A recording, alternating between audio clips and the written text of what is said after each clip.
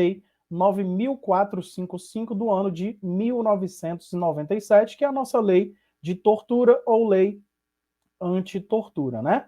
Então, dando início aí, pessoal, à nossa aula, nós iremos lá para o artigo 1º da nossa lei de tortura, que diz o seguinte: constitui crime de tortura. E aí o legislador traz aqui o inciso 1 com algumas alíneas que trazem as finalidades específicas do crime de tortura nessa modalidade que veremos aqui agora, tá? Então o inciso 1 diz: constranger alguém com emprego de violência ou grave ameaça, vou circular aqui para que vocês possam acompanhar melhor, causando-lhe sofrimento físico ou mental. Então perceba que da leitura aqui já inicial do inciso 1 do artigo 1º da lei 9455 de 97, que é a lei de tortura, o legislador já menciona que o emprego de violência ou grave ameaça, né, nesse constrangimento que constitui aqui a tortura, deve causar sofrimento físico ou mental. Então, não somente o sofrimento físico, que é aquela força empregada contra o corpo da pessoa, mas também o sofrimento mental, que atinge ali o psicológico, né, a forma psíquica da pessoa, tá? Então, esse sofrimento pode ser tanto físico como mental. E aí vem as alíneas trazendo as finalidades específicas dessa modalidade de tortura prevista aqui no artigo 1º, inciso 1 da lei de tortura, que é o seguinte: com o fim de obter informação, declaração ou confissão da vítima ou de terceira pessoa. Então veja que o legislador aqui na linha A traz uma finalidade específica, qual seja, com o fim de obter uma informação, declaração ou confissão da vítima ou de terceira pessoa. Da vítima lá, no caso que sofre esse constrangimento através do emprego de violência ou grave ameaça e sofre, consequentemente, tem, né, um sofrimento físico, melhor dizendo, ou mental, beleza? Então essa é também chamada na doutrina de tortura-confissão, justamente pelo fato de ter ali o agente, o sujeito ativo, o objetivo ou finalidade específica de obter informação, declaração, confissão da vítima ou de terceira pessoa. Por isso a doutrina nomeia essa modalidade de tortura prevista aqui na linha A de tortura-confissão, beleza? Então, bem tranquilo. Seguindo aí, nós vamos para a linha B, que traz o seguinte: para provocar ação ou omissão de natureza criminosa. Então, o agente que causa constrangimento, empregando violência ou grave ameaça, com o fim de provocar ação ou omissão de natureza criminosa, também incorrerá aqui na prática da tortura, beleza? Então, essa tortura prevista na linha B é conhecida doutrinariamente por tortura-crime, justamente pelo fato de provocar uma ação ou uma omissão de natureza criminosa. Então, quando o sujeito ativo do crime de tortura tem essa finalidade específica de provocar uma ação ou omissão de natureza criminosa, estará incorrendo aqui no crime previsto da linha B do inciso 1 do artigo 1º da Lei 9.455 do ano de 1997, que é a nossa lei de tortura, beleza? Então, tortura-crime, a prevista aqui na linha B. E dando continuidade, nós vamos para a linha C, que diz o seguinte: em razão de discriminação racial ou religiosa. Então, caso o agente constranja alguém mediante violência ou grave ameaça, causando-lhe sofrimento físico ou mental em razão de discriminação racial ou religiosa, estará incorrendo na prática do crime previsto aqui na linha C, inciso 1 do artigo 1º da Lei de Tortura. Veja, pessoal, um detalhe muito importante que o legislador traz as formas, né, de discriminação, que é racial ou religiosa, e nenhuma outra está prevista aqui na lei. Então, por exemplo, o agente, o sujeito ativo do crime de tortura, que tem lá a prática da tortura em razão de discriminação por orientação sexual da vítima, não incorrerá na prática da tortura prevista aqui na linha C. Por quê? Porque o legislador ele determinou, ele limitou que essa discriminação ela tem que ser racial ou religiosa, né? Racial está envolvida aí a raça, cor, etnia, né, e outros, e religiosa a religiões. Então, caso haja essa discriminação em razão de raça ou religião, nós estaremos diante da prática da tortura prevista aqui na linha C do inciso 1, beleza? Esse tipo de tortura, por trazer essa discriminação racial religiosa, é chamada doutrinariamente de tortura preconceito. Então, trata-se a discriminação, claro, de um preconceito. Esse preconceito é racial ou religioso, beleza? Então, somente nessas hipóteses ou nessa modalidade de tortura da linha C é que estará configurado o crime de tortura. Claro que temos que observar, né, além das finalidades específicas trazidas aqui nas alíneas do inciso 1, temos lá o caput do artigo 1º que diz, com emprego de violência ou grave ameaça, causando-lhe sofrimento físico ou mental. Então, diante dessa situação, estará configurado aqui, ou caracterizado, o crime de tortura em razão da discriminação racial ou religiosa, tá? Seguindo, nós temos o inciso 2 do artigo 1º da Lei de Tortura, que diz: submeter alguém sob sua guarda, poder ou autoridade, com o emprego de violência ou grave ameaça, a intenso sofrimento físico ou mental, como forma de aplicar castigo pessoal ou medida de caráter preventivo. Então veja que aqui, pessoal, nós estamos diante de um crime próprio. Por quê? Porque o próprio legislador, no inciso 2, ele traz que a pessoa deve estar sob sua guarda, poder ou autoridade. Logo, será aí o sujeito que detém a guarda, poder ou autoridade, e não qualquer pessoa, né? Com o emprego de violência ou grave ameaça, há intenso sofrimento físico ou mental. Veja que aqui nós temos uma diferença em relação àquela modalidade de tortura prevista no inciso 1, a segunda, né, prevista aqui no inciso 2, traz o intenso sofrimento físico ou mental, como forma de aplicar castigo pessoal ou medida de caráter preventivo.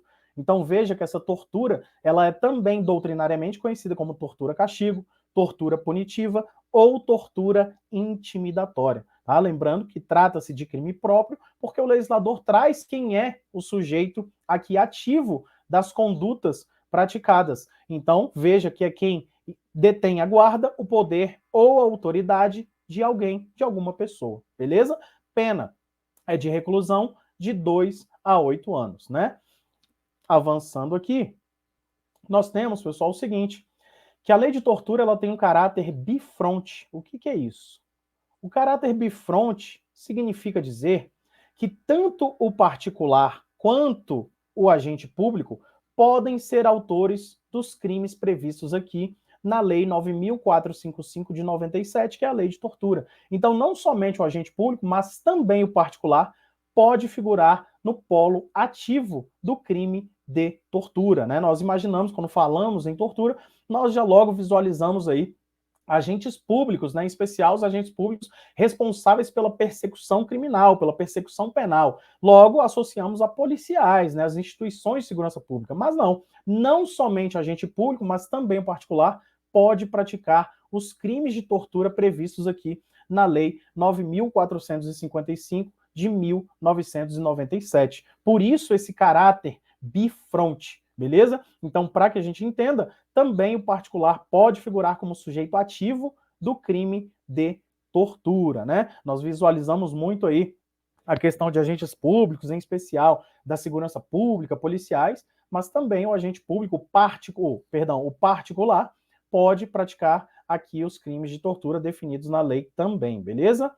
E aí, seguindo, nós temos o parágrafo 1º do artigo 1º da nossa lei de tortura, que vai dizer o seguinte: na mesma pena incorre quem submete pessoa presa ou sujeita a medida de segurança a sofrimento físico ou mental, por intermédio da prática de ato não previsto em lei ou não resultante de medida legal. Pessoal, essa modalidade de tortura apresentada aqui no parágrafo 1º do artigo 1º, ela também é conhecida na doutrina como tortura equiparada, tortura imprópria ou tortura carcerária. Recebe, inclusive, esse último nome aqui de tortura carcerária que acabei de circular aí para vocês, porque é, infelizmente, a mais praticada no ambiente carcerário, né? Claro que hoje as coisas mudaram muito, né? Avançamos muito aí em relação ao sistema prisional e seus agentes, mas essa modalidade de tortura era mais vista, né? Mais visualizada, mais praticada no âmbito do sistema prisional, por exemplo. E aí, tem-se aqui já no próprio parágrafo 1º que o legislador coloca que é quem submete pessoa presa ou sujeita à medida de segurança, né? E por isso ela recebe esse nome de carcerária, porque são pessoas que estão de fato encarceradas, né? Mesmo aquela que está lá sujeita à pena, né, de medida de segurança, ela de fato está encarcerada, está privada de certa forma da liberdade. Então, por isso, tortura também equiparada, tortura imprópria ou tortura carcerária, a prevista aqui no parágrafo 1º do artigo 1º da Lei 9.455 de 1997, que é a nossa lei de tortura, tá? Veja que aqui nós temos crime próprio em relação ao sujeito passivo, né? É a pessoa presa ou a pessoa sujeita à medida de segurança e nenhuma outra, tá? Então, essa modalidade prevista no parágrafo 1º traz como sujeito passivo próprio, né? São essas pessoas, a pessoa presa ou a pessoa sujeita à medida de segurança, beleza? Quanto ao sujeito ativo, pode ser qualquer pessoa e não somente ali o agente público, né? Claro que nessa situação de pessoa presa ou sujeita à medida de segurança, obviamente que nós visualizamos aí essa prática, esse crime, né, sendo praticado por agentes públicos, né, caso ocorra, porque são pessoas que estão lá, de fato, exercendo, né, a custódia das pessoas presas ou sujeitas à medida de segurança, beleza? Avançando aqui nos nossos estudos, nós trazemos aqui para vocês o artigo 5º da Constituição Federal, que vai falar um pouquinho, né, desses direitos previstos, que vai justamente de encontro aí à Lei 9.455 de 97, que é a lei de tortura, né? A tortura, pessoal, além dela afrontar a própria legislação penal especial, que é a lei que estamos aqui estudando, a lei da tortura, ela afronta também tratados e acordos internacionais que versem sobre direitos humanos, dos quais o Brasil é signatário, e também fere a nossa própria Carta Magna, tá? Então nós vamos ver aqui o que diz o artigo 5º, aqui no seguinte: todos são iguais perante a lei, sem distinção de qualquer natureza, garantindo-se aos brasileiros e aos estrangeiros residentes no país a inviolabilidade do direito à vida, à liberdade, à igualdade, à segurança e à propriedade, nos termos seguintes. E aqui nós temos, veja, é assegurado aos presos o respeito à integridade física e moral, justamente os bens jurídicos protegidos pela lei de tortura ou lei antitortura, como alguns preferem chamá-la. Claro que a prática da tortura, ela atinge também, né, ela fere princípios constitucionais, como, por exemplo, o princípio da dignidade humana, tá? Por isso um crime muito grave em nosso ordenamento jurídico. E aqui nós temos essa proteção, esse princípio, essa garantia, melhor dizendo, constitucional, que traz que é assegurado aos presos e o respeito à integridade física e moral, justamente, né, porque são os bens jurídicos atingidos pela prática da tortura, tá? Lembre-se que a tortura pode ser tanto física quanto mental, né? Então, física, aquela força empregada contra o corpo da pessoa, e a mental, aquela que atinge o psicológico da vítima, beleza? Então veja aí o que diz a nossa própria Constituição Federal de 88, em seu artigo 5º, trazendo aí uma garantia constitucional às pessoas presas, tá? Lembrando também, quando falamos em pessoas presas, né, já estamos aí nos referindo a pessoas do sexo masculino e também do sexo feminino, embora as leis, a própria Constituição e leis infraconstitucionais, como a Lei 7.210 de 84, que é a nossa lei de execução penal, ela traga mais a expressão no masculino, né, presos. Mas não podemos nos esquecermos, né, que infelizmente temos muitas pessoas presas do sexo feminino também, cumprindo pena privativa de liberdade no sistema prisional brasileiro, né? E aí, avançando, nós temos aqui o parágrafo 2º do artigo 1º da nossa Lei 9.455 de 97, que diz o seguinte: aquele que se omite em face dessas condutas, quando tinha o dever de evitá-las ou apurá-las, vou circular aqui, incorre na pena de detenção de 1 a 4 anos. Pessoal, aqui no parágrafo 2º, o legislador traz a figura chamada de tortura omissa ou tortura omissão, ou ainda omissão na tortura. É um crime considerado aqui na Lei 9.455 de 97 menos grave do que aqueles que acabamos de ver nos incisos 1 e 2 do artigo 1º da lei. Por quê? Primeiro, aqui trata-se de ato omisso, né, de uma omissão, uma tortura omissão.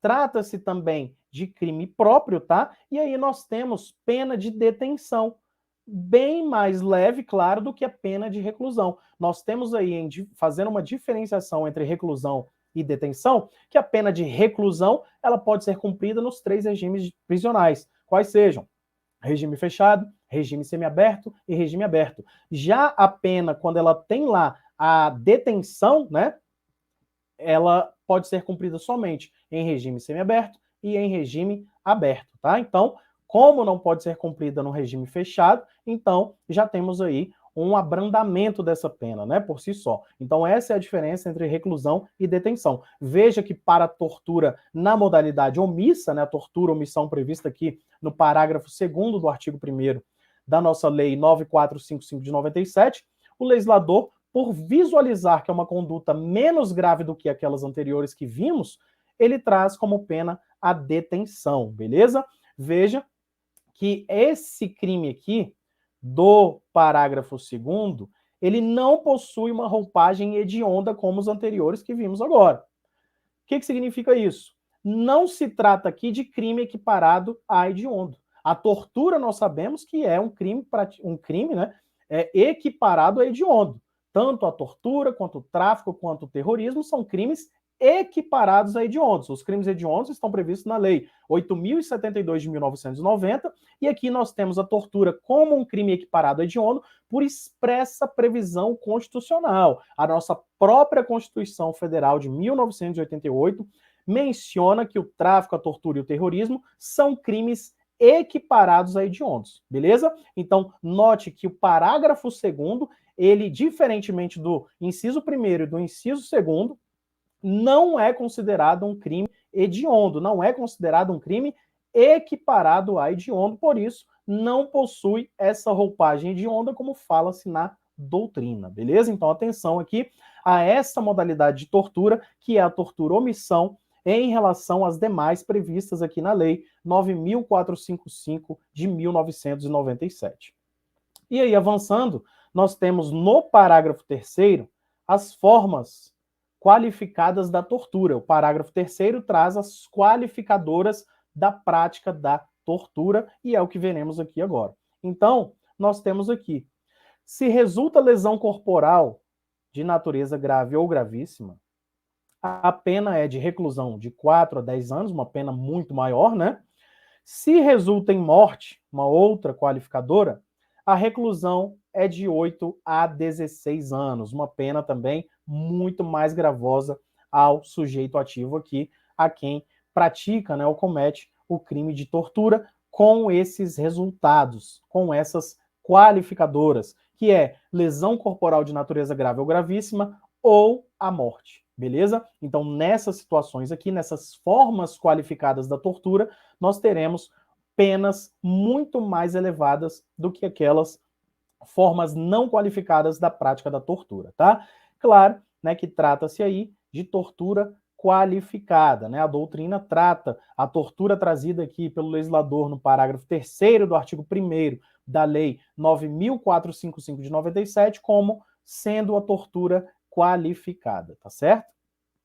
E aí, avançando, nós temos as causas de aumento de pena, né? As causas aí especiais que resultarão no aumento de pena para quem comete o crime de tortura. E aí nós temos o parágrafo 4º ainda do artigo 1º da nossa lei em estudo, que vai dizer o seguinte: aumenta-se a pena de 1/6 até 1/3 nas seguintes situações. E aí o legislador traz aqui quais são essas situações ou circunstâncias, né, ou características do agente, do sujeito ativo da prática da tortura, que resultarão ou implicarão em um aumento de pena de 1/6 a 1/3. E veja só, inciso 1 do parágrafo 4º diz: se o crime é cometido por agente público. Pessoal, agente público, termo mais abrangente possível, que embarca, que engloba, né, qualquer pessoa que exerça cargo, emprego ou função na administração pública direta ou indireta, tá? Ainda que sem remuneração e transitoriamente. Então, se esse crime de tortura ele é cometido por agente público, claro que a reprovabilidade dessa conduta, da prática desse crime, é muito mais acentuada, é muito mais grave, porque fere, inclusive, a moral da própria administração pública, da qual aquele agente público faz parte, né? Então, nós teremos, nessa situação, um aumento de pena de 1/6 a 1/3, beleza? Seguindo, nós temos o inciso 2, que traz o seguinte: se o crime é cometido contra criança, gestante, portador de deficiência, adolescente ou maior de 60 anos. Também causa especial de aumento de pena na prática da tortura. Vai aumentar a pena aí de 1/6 a 1/3. Lembrando, né, criança, como o legislador traz aqui, pessoa de 0 a 12 anos incompletos, né? Fez 12 anos é adolescente. A gestante, ele não menciona o período de gestação, então qualquer período de gestação. Portador de deficiência, nós temos lá a lei dos PCDs, né? Pessoas com deficiência. Adolescente, compreende, né? Aquela pessoa com idade de 12 a 18 anos, fez 18 é adulto, né? Ou maior de 60 anos, que configura a pessoa idosa, né? Tá lá no Estatuto do Idoso, né? Nós temos previsão legal dessa idade. Pessoa com idade igual ou superior a 60 anos é considerada uma pessoa idosa para fins legais, beleza? Então, quando a prática da tortura envolver qualquer uma dessas pessoas aqui previstas no inciso 2 do parágrafo 4º do artigo 1º da Lei de Tortura, nós teremos um aumento de pena de 1/6 a 1/3. Seguindo, nós temos o inciso 3, que vai dizer o seguinte: se o crime é cometido mediante sequestro. Então, nessa circunstância, né, quando o agente utiliza, né, desse meio, desse outro crime, né, que é de sequestro, para a prática da tortura, nós teremos aqui um aumento de pena de 1/6 a 1/3. Veja, pessoal, que aqui no inciso 3, embora haja aí esse aumento de pena de 1/6 a 1/3, o agente ele tem o dolo, né, de torturar a vítima. Tá? O sequestro é o meio que ele usa para atingir a sua finalidade, o seu objetivo, o crime fim, que é o crime de tortura. Tá? Então, o dolo é de torturar. E quando ele usa, né, o outro crime, que é o crime de sequestro para a prática da tortura, incorrerá aqui em causa especial de aumento de pena de 1/6 a 1/3 prevista no parágrafo 4º do artigo 1º da Lei 9.455 de 1997, que é a nossa lei de tortura, tá certo? E aí, pessoal, com isso, vou cortar a câmera aqui para mim, nós ficamos por aqui nesse nosso primeiro bloco, falando acerca da Lei 9.455 de 97, que é a nossa lei de tortura. Espero todos vocês no nosso segundo bloco da lei de tortura. Bons estudos a todos.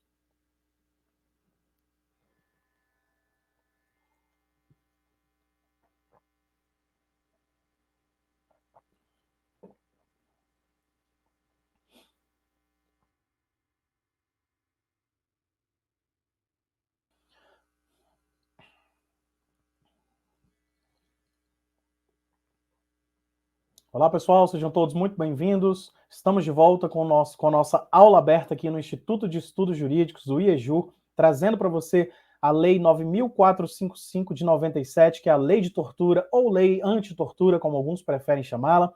Falaremos aqui sobre os aspectos importantes dessa lei, os detalhes mais importantes acerca da Lei de Tortura, para que você possa melhor compreendê-la, né? Nesse segundo bloco, falando da tortura, nós iremos iniciar pelos efeitos da condenação.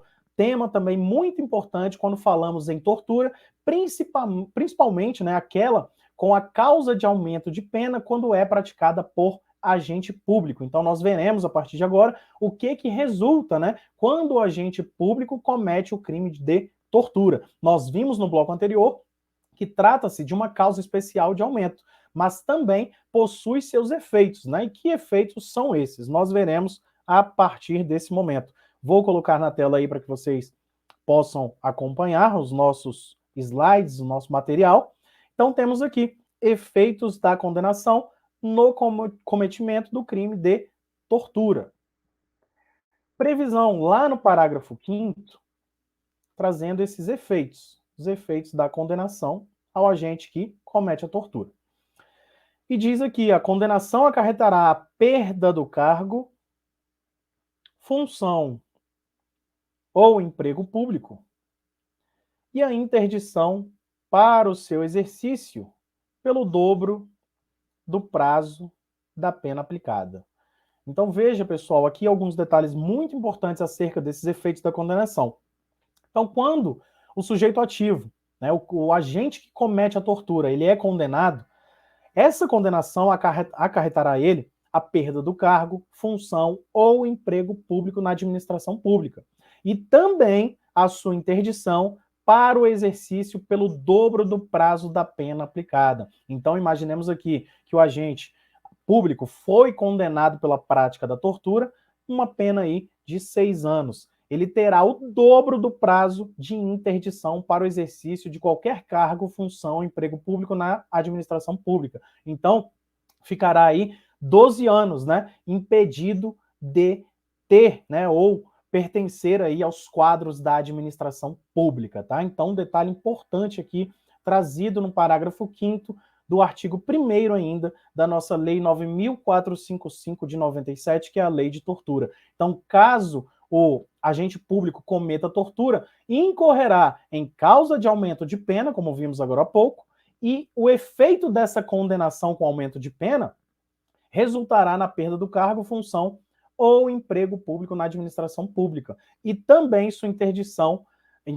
né, para o seu exercício pelo dobro do prazo da pena aplicada. Então, como se trata aí a tortura de um crime muito grave em nosso ordenamento jurídico, né, um crime, inclusive um crime de difícil elucidação, porque a tortura, lembrem-se, ela não é só física, ela também é mental. Então, nós temos um problema muito grave em relação aí a investigações de tortura, a condenações pela prática da tortura, porque ela não é só física, ela também tem a modalidade mental, aquela modalidade, né, melhor dizendo, psicológica, que atinge o psíquico da vítima. Então, por isso, de difícil elucidação a prática da tortura. Além disso, é um crime que, como chama-se na doutrina, é praticado às escuras, né? Ninguém vai praticar tortura contra uma pessoa tendo ali outras pessoas vendo, né, tendo testemunhas. Então, um crime praticado às escuras, né? Então, um crime realmente de difícil elucidação, tá? Difícil comprovação da sua materialidade, principalmente quando praticado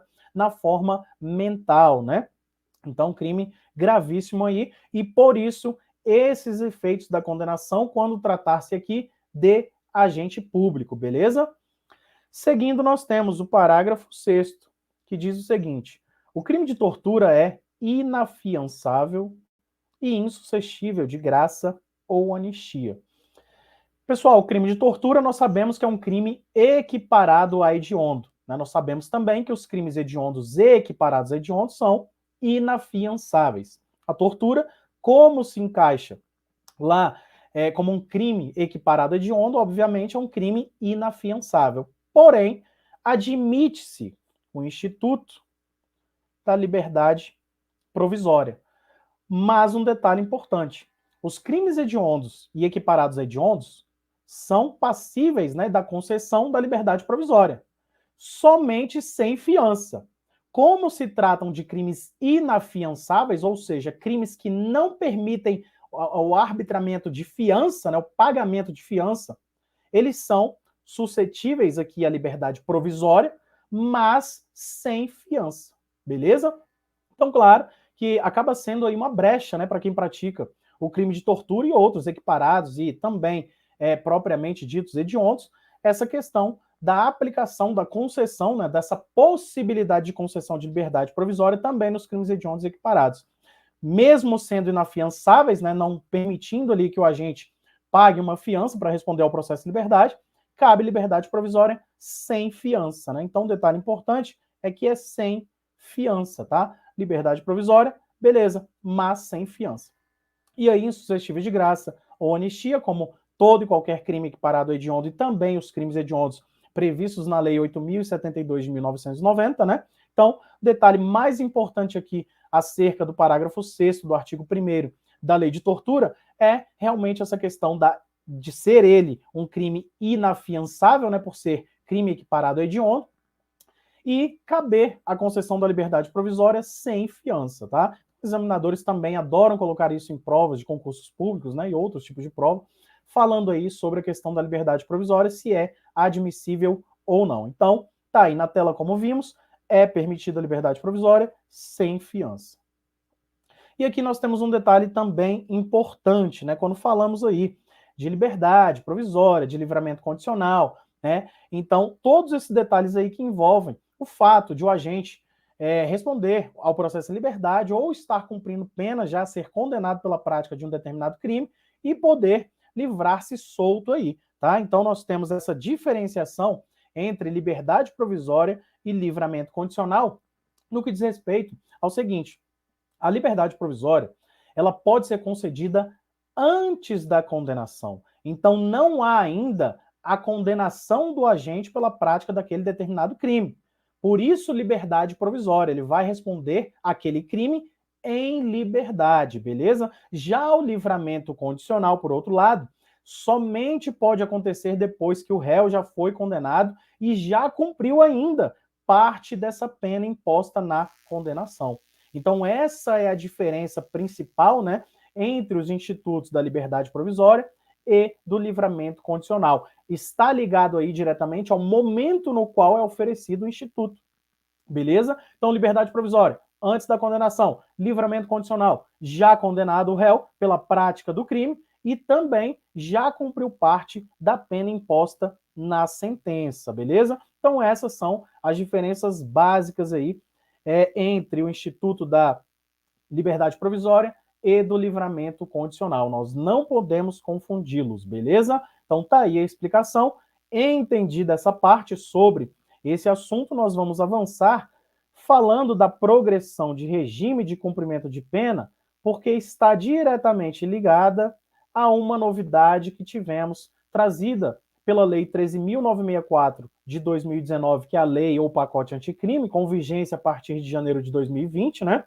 Que alterou o texto da LEP, que é a Lei 7.210 de 1984, Lei de Execução Penal. Mais especificamente, falando de progressão de regime, lá no artigo 112. Ó. Então, nós temos aqui na tela o artigo 112 da LEP, que diz o seguinte: a pena privativa de liberdade será executada em forma progressiva, com a transferência para regime menos rigoroso, a ser determinada pelo juiz, quando o preso tiver cumprido ao menos, e aí vem trazendo umas características, os requisitos, né, desse cumprimento aqui, que ele deve ser obedecido para que possa haver a progressão de regime. O que nos interessa está aqui no inciso 6 do artigo 112 da Lei 7.210 de 84, que é a LEP, que diz o seguinte: trata da vedação do livramento condicional, que é a novidade que falei, trazida pela lei anticrime. Veja, 50% da pena, né? Se o apenado for, e aí traz a linha A. Condenado pela prática de crime hediondo ou equiparado, com resultado, morte. Se for primário, vedado o livramento condicional, que é o que nos interessa aqui, falando de lei de tortura. E por quê? Lembrem-se, mais uma vez, que a tortura é crime equiparado a hediondo.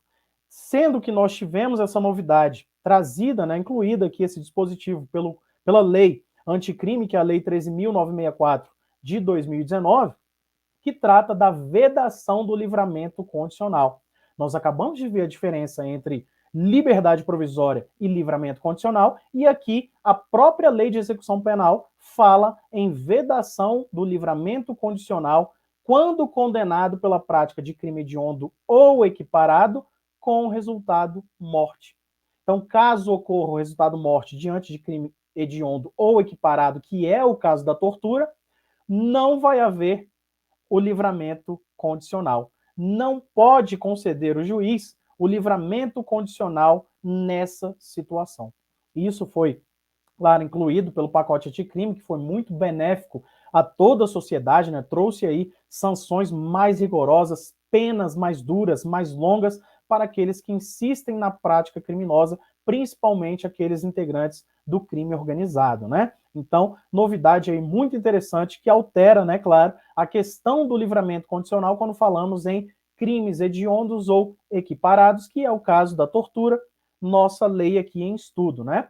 E aí nós temos o inciso 8 também que nos interessa, que traz o seguinte: cumprido 70% da pena, se o apenado for reincidente em crime hediondo ou equiparado, com o resultado morte, mais uma vez, né? Vedado o livramento condicional. Né? Então, falando sobre livramento condicional, nós temos aqui mais uma vedação, que é no caso do agente reincidente. Então, podemos concluir que o agente, seja ele primário ou reincidente, quando praticado, ou condenado, melhor dizendo, por crime hediondo ou equiparado com resultado morte, não haverá livramento condicional. Por quê? Porque é vedado por lei. A própria Lei 7.210 de 1984, que é a nossa lei de execução penal, veda o livramento condicional nessas situações. Agente condenado pela prática de crime hediondo ou equiparado a hediondo, que é o caso da tortura, nossa lei em estudo, quando houver o resultado morte, pouco importando se ele é primário ou reincidente. Beleza? Então, nos dois casos, não vai haver a concessão do livramento condicional. Então, detalhe importante aí trazido pelo pacote anticrime, tá? E aí, voltando, né? Nós temos aqui, dentre os efeitos da condenação, parágrafo 7º do artigo 1º da nossa Lei 9.455 de 97, que é a Lei de Tortura, e diz aqui o seguinte: o condenado por crime previsto nesta lei, salvo a hipótese do parágrafo 2º, iniciará o cumprimento de pena em regime fechado. Então veja aqui que temos alguns detalhes importantes também no parágrafo 7º aqui do artigo 1º da Lei de Tortura. Lembrando a vocês que o parágrafo 2º, coloquei aqui, né, trata da tortura na modalidade omissa, né, que sequer é crime considerado equiparado a hediondo, como falei para vocês. Então nós temos aqui, pessoal, o seguinte: o legislador trouxe aqui o cumprimento de pena em regime fechado, de forma inicial. Esse dispositivo, previsto aqui no parágrafo 7º, foi declarado inconstitucional pelo Supremo Tribunal Federal, tá? Então não se aplica, obviamente. Se você pegar a sua lei aí de tortura, esse parágrafo 7º vai estar lá presente na lei. Porém, não se aplica porque trata-se de dispositivo que contraria o texto constitucional e já declarado assim pelo próprio Supremo Tribunal Federal, o nosso STF, beleza? Então, não se aplica o parágrafo 7º da Lei 9.455 de 1997, Lei de Tortura, tá? Então, não se aplica. Avançando aqui, nós temos o artigo 2º, que fala da extraterritorialidade no crime de tortura, né? E aí nós temos o disposto nesta lei aplica-se ainda quando o crime não tenha sido cometido em território nacional, olha aí, sendo a vítima brasileira ou encontrando-se o agente em local sob jurisdição brasileira. Então, claro que a regra é a territorialidade. A exceção, nós temos aqui o parágrafo 2º da lei de tortura, que vai punir a prática da tortura, ainda que não seja esse crime cometido no território nacional, quando a vítima for brasileira ou encontrar-se, né, o agente em local sob jurisdição brasileira. Então, também muito importante que é trazido aqui no caput do artigo 2º da Lei 9.455 de 97, que é a nossa lei de tortura ou lei antitortura, beleza? Então, aplica-se também nesses seguintes casos, né? Então, casos aí que tratam da extraterritorialidade, beleza? Avançando, né? Nós temos aqui, ainda na lei de tortura, 9.455 de 97, os dois últimos parágrafos, né? Como falei para vocês no início aqui do nosso encontro, da nossa aula, é uma lei muito pequena, né? Embora tenha aí alguns detalhes importantes trazidos na doutrina e em julgados, né? Até do próprio Supremo Tribunal Federal, como vimos agora, em razão aí da declaração da inconstitucionalidade do parágrafo 7º do artigo 1º da lei, né? Nós temos poucos artigos, né? Então, uma lei bastante curta, bastante simples, de fácil compreensão, beleza? Aqui, o artigo 3º menciona que a lei entra em vigor na data de sua publicação, e o que nos interessa está aqui no artigo 4º também, porque esse artigo 4º, pessoal, da lei 9.455 de 97, ele revogou o artigo 233 lá da Lei 8.069 de 1990, que é o nosso ECA, né? É o Estatuto da Criança e do Adolescente. E aqui eu coloquei para vocês, até taxado, né? Que a previsão, né, que tinha lá no artigo 233 do Estatuto da Criança e do Adolescente, que dizia submeter criança ou adolescente sob sua autoridade, guarda ou vigilância à tortura, né? E nós tínhamos lá uma pena bem mais branda do que a trazida aqui na lei de tortura, por exemplo. E aí o legislador já trouxe aqui no parágrafo 4º da Lei de Tortura essa revogação expressa do artigo 233, lá do Estatuto da Criança e do Adolescente, né? Lembrando que, como vimos aqui anteriormente, a prática da tortura, quando envolver lá criança ou adolescente, é uma causa especial de aumento de pena, né? Então, o agente que pratica a tortura contra criança ou adolescente terá sua pena aumentada, beleza? Então, nós temos aí também a revogação de artigo, né, lá do Estatuto da Criança e do Adolescente, beleza? E aí, pessoal, com isso nós ficamos por aqui, vimos aí todos os detalhes relacionados à Lei 9455 de 97, que é a nossa lei